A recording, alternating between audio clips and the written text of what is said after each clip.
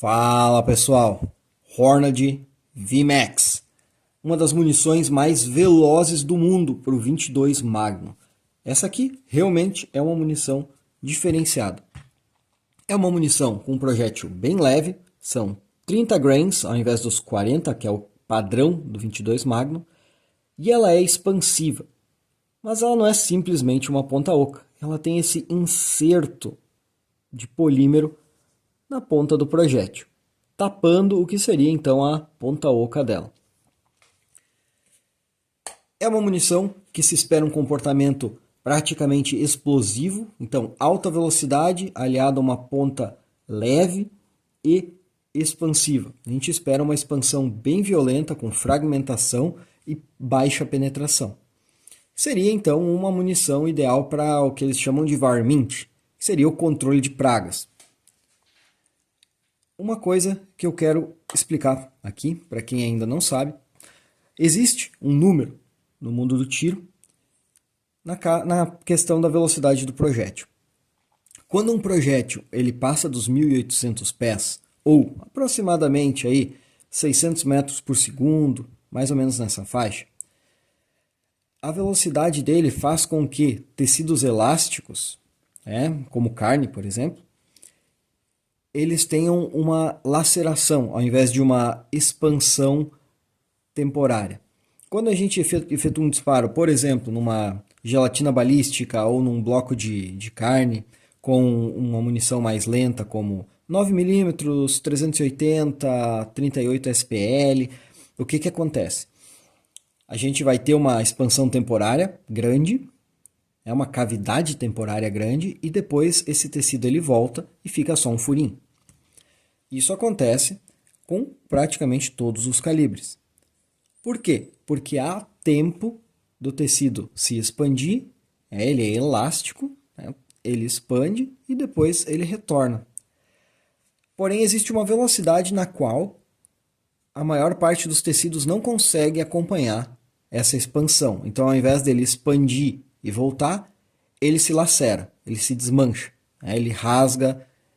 Enfim, a gente tem um efeito terminal muito mais violento. E essa faixa é na faixa dos 600 metros por segundo ou 1.800 e alguma coisa pés. Então, quando um projétil passa disso, no momento em que ele está atingindo o alvo, ele vai ter um comportamento diferente. Então, mesmo que ele não venha a expandir, ele causa um dano que muitas vezes é maior do que de um projétil expansivo, por causa dessa laceração do tecido, tá certo? E essa é a ideia. O 22 Magnum, ele é muito mais lento do que o 17 HMR. No 17 HMR, a gente trabalha com velocidades de 2.250 até 2.650 pés por segundo. Então, uma velocidade bem mais alta que esses 1.800 aí que eu estou comentando aqui. O 22 Magnum, ele não consegue esse efeito. As expansivas dele expandem, as ogivais têm o comportamento esperado do ogival, que é de grande penetração, mas aquele efeito, aquela pancada, que é como eles usam esses calibres menores fora aqui do país para controle de pragas, então eles querem que tenha uma pancada maior, eles não estão preocupados com a penetração, normalmente, certo? E o 17 HMR, quando ele atinge esses pequenos alvos aí, mesmo a distâncias um pouco maiores, porque ele mantém a velocidade, ele consegue um dano muito grande, mesmo com um projétil singular, com um projétil ogival, pontudo. Mesmo sendo um projétil que não é expansivo, ele consegue um impacto e uma dissipação de energia muito maior do que o 22 Magnum consegue. Então, uma resposta a isso são esses projéteis mais leves com velocidades mais altas. Esse aqui são 2.200 pés por segundo ou, em metros por segundo, 670 metros por segundo. Então ele consegue sim passar dessa velocidade que eu citei aqui e efetuar, sim, ter esse efeito mais explosivo para essas aplicações. Porém, esse efeito explosivo aqui é só na curta distância, tá certo? Então até uns 25 35 metros eu acredito que ela vai ter. Vamos para os disparos, porque não adianta nada a gente ter toda essa expansão, toda essa chamada aí, esse comportamento esperado se a gente não acerta o alvo, não é mesmo? Um teste de agrupamento a 50 metros, estou utilizando aqui o bipé apenas, apoio na parte traseira aqui da coronha apenas a minha própria mão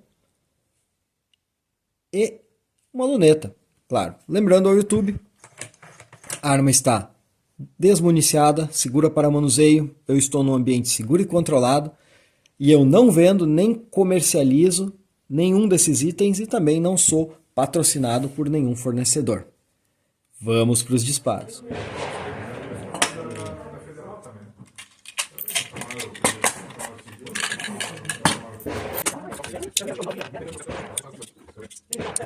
Então, menos aqui, meu.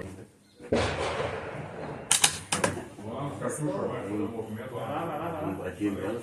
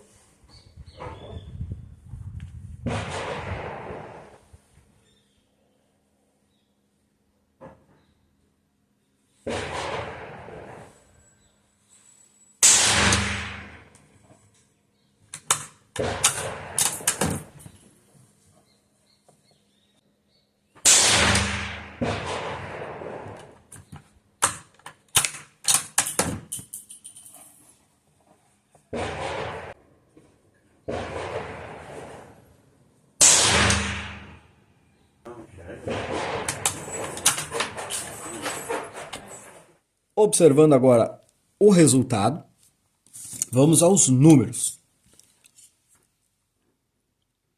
Maior distância entre centros, eu tenho aqui 28,6 milímetros. Essa foi a maior distância entre centros.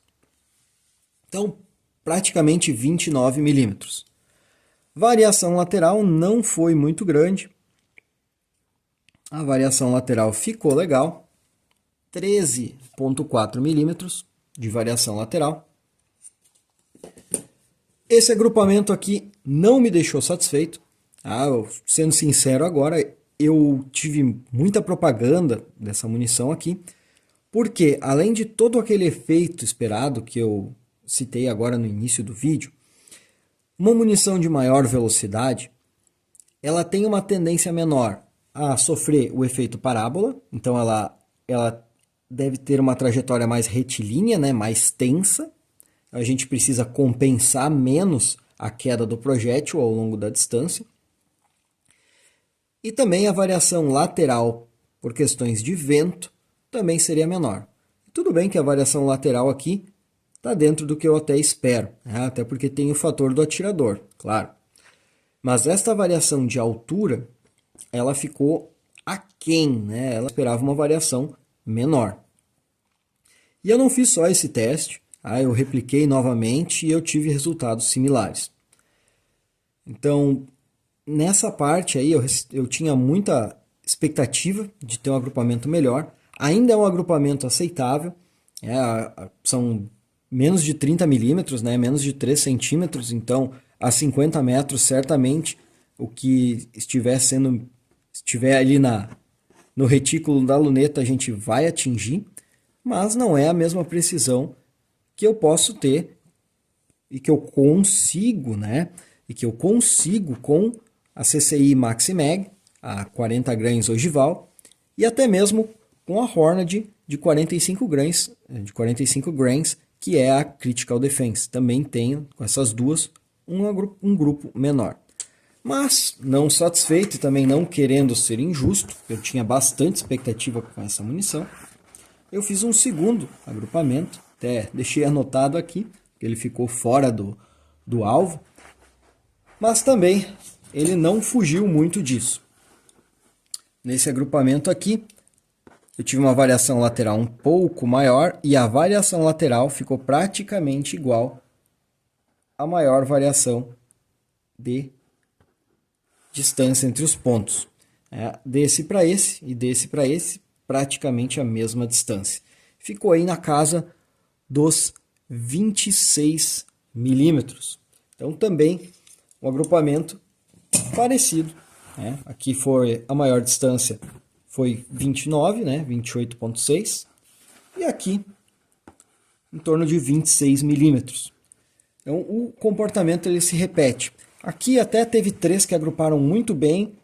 Eu poderia pensar que, nossa, olha só, 3 disparos bem agrupados, vamos parar por aqui. Mas o ideal é sempre fazer aí pelo menos 5 disparos. E aí normalmente é o que eu faço. E aí aqui está o resultado. Quando eu tenho ela ajustada ao centro do alvo, a 50 metros, nos 100 metros eu tenho um agrupamento que cai mais ou menos como esse aqui caiu. Ou seja, numa situação de campo, eu praticamente não preciso me preocupar com a minha queda. Aqui eu estou falando de 1 polegada e meia, então 25 a 35 milímetros, mais ou menos, aí, de queda. Sendo assim, eu consigo ainda atingir a maior parte dos alvos aí que eventualmente eu venha estar visando. Vamos dar um exemplo que fosse essa caixinha aqui. Se eu tivesse fazendo a visada aqui no 30 grains, a 50 metros e acertando, a 100 metros eu acertaria mais ou menos por aqui. Uma variação pequena, eu ainda conseguiria acertar na caixinha em um ponto vital, vamos dizer assim. Beleza? Tá aí, Hornady VMAX 30 grains. Até a próxima!